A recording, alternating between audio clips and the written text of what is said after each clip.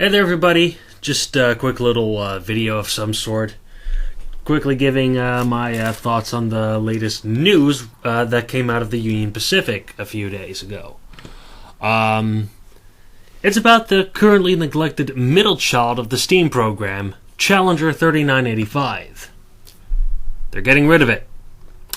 But it's being donated to the Railroading Heritage of Midwestern America, which I believe is some kind of rail tour company that actually works together with Mr. Steve Sandberg, the owner and operator of Milwaukee Road 261. And I believe that engine is actually being well maintained. I'm not sure about its current status, but I haven't heard anything bad about the locomotive in terms of how it's being maintained. And the RRHMA have announced their plans that they're going to rebuild number 3985 to operational condition.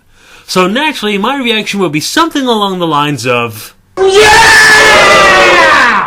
Obviously, I fucking love the Challenger. So why wouldn't I be excited about this?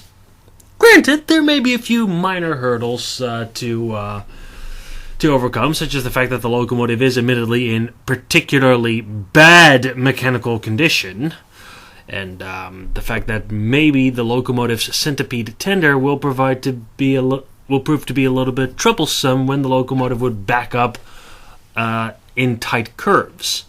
Or maybe the fact that right now the locomotive doesn't have a tender, because 3985's tender is being used behind 4014.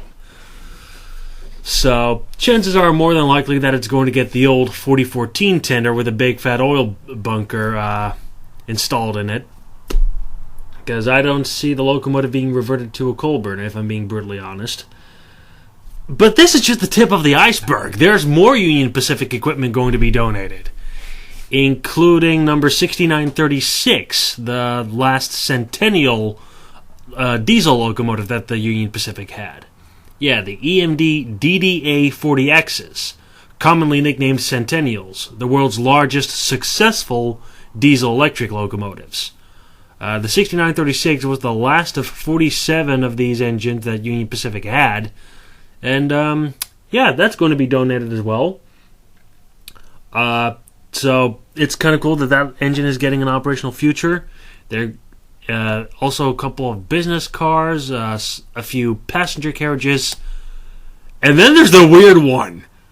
Union Pacific is also going to donate its last surviving 210-2 Santa Fe type locomotive, number 5511, which so far in the preservation era has only been proven to be very good at collecting dust, and being the perfect middle ground of what you don't want in a steam locomotive in the preservation era. Low top speed, friction bearings, too big for tourist railroads, maybe very low popularity, high obscurity, you get the idea. To say nothing about the fact that the engine is a sole survivor of some kind. Again, like I said, it's the last surviving 210-2 locomotive, the last surviving Santa Fe type from the Union Pacific. But it's also the only steam locomotive preserved, I believe, in all of America, if not the world, with young valve gear, which, yeah, that's going to be interesting. I'm actually kind of surprised that the 5511 is actually scheduled to be rebuilt to operational condition as well, after 3985. So, yeah. But yeah, long story short, the Challenger is finally getting another lease on life. I'm one very happy boy. Like the time that Max Verstappen won his first world championship in Formula One last year.